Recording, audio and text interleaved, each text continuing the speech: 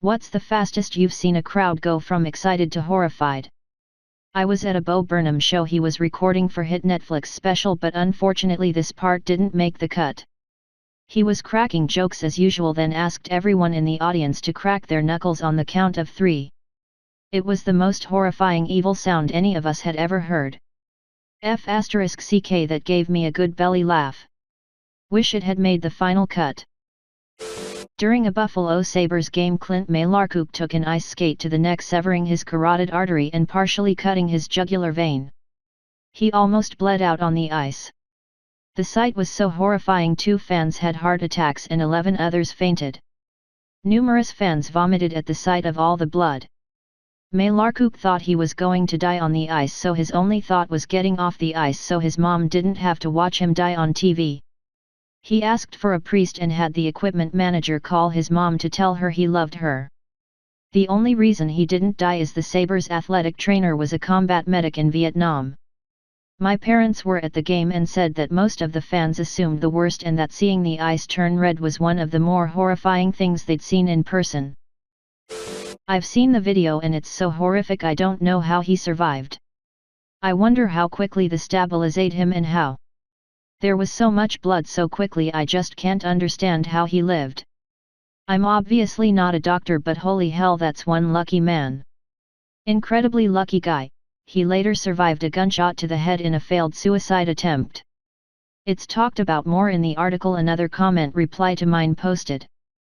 As far as surviving the injury, Malarkuk's life was saved due to quick action by the Sabres athletic trainer, Jim Pizzutelli, a former U.S. Army combat medic who served in the Vietnam War. He gripped Malarkuk's neck and pinched off the blood vessel, not letting go until doctors arrived to begin stabilizing the wound. He led Malarkuk off the ice, then applied extreme pressure by kneeling on his collarbone, a procedure designed to produce a low breathing rate and low metabolic state, which is preferable to exsanguination. Malarkuk was conscious and talking on the way to the hospital, and jokingly asked paramedics if they could bring him back in time for the third period. The game resumed when league personnel received word that Malarkuk was in stable condition. 8. Malarkuk lost 1.5 liters of blood. 9. It took doctors a total of 300 stitches to close the 6-inch wound. He was back on the ice in 10 days. I was at a Russell Peters stand-up show in a large theater. He starts some banter with the guy in the first row who had a huge tattoo on his arm saying Skyla, or similar name. He asks all about Skyla, it's the guy's daughter.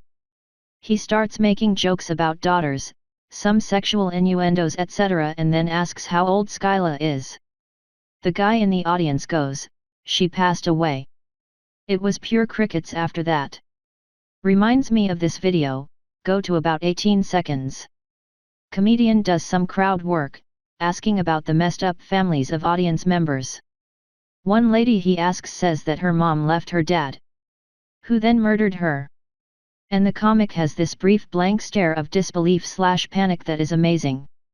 To his credit, the comic did as well as could be expected with such a dark bombshell being dropped in his lap. He eventually ended up making it pretty funny, but wow. Darren Brown, Remote Control. Darren Brown is a TV magician, illusionist, sort of like a Penn and Teller of psychics, and this show is on mob mentality. He has an audience prank a man, Chris, who has consented to be messed with for a Darren Brown show at an unknown date. There is a studio audience watching and voting on whether he gets a good prank or bad prank, with hidden cameras tracking him and Chris's friends and family, luring him to certain areas where pranks can happen. The pranks start out silly, good, he's the lucky customer at a shop, bad, he's accused of shoplifting. The pranks slowly get more and more extreme and the audience are voting the bad pranks all the time, laughing as Chris's life is slowly falling apart in one day. It ends with Chris being let out of a police car near his house and the audience have voted for a scary black van to pull up and kidnap Chris. As the van pulls up, Chris runs away and the men chase him down, but when he turns the corner a car comes and knocks Chris down. The studio goes quiet, the lights go on and Darren says nothing, letting the audience take in what happened, giving them nothing. After a while, Darren explains that this was all set up and Chris was in on the whole thing and the audience were the ones being tested, explaining how being part of a crowd can make someone lose their morality. They were just cheering a man having his life ruined and being kidnapped, fearing for his life. This reminded me of the artist Marina Abramovic's performance art piece Rhythm Zero that she performed in Naples in 1974. From Wikipedia. Her instructions were placed on the table. Instructions. There are 72 objects on the table that one can use on me as desired. Performance. I am the object. During this period I take full responsibility. Duration, 6 hours, 8 p.m. to a.m. Abramovic said the work pushed her body to the limits. Visitors were gentle to begin with, offering her a rose or a kiss.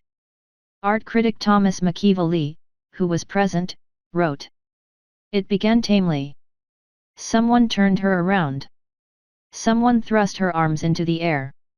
Someone touched her somewhat intimately. The Neapolitan night began to heat up. In the third hour all her clothes were cut from her with razor blades.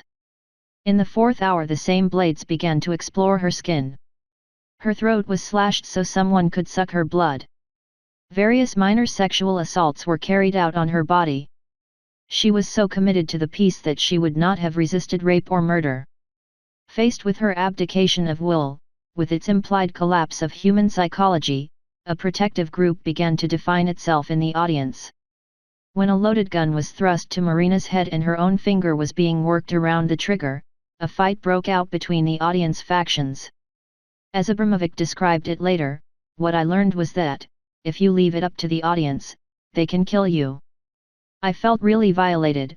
They cut up my clothes, stuck rose thorns in my stomach, one person aimed the gun at my head, and another took it away.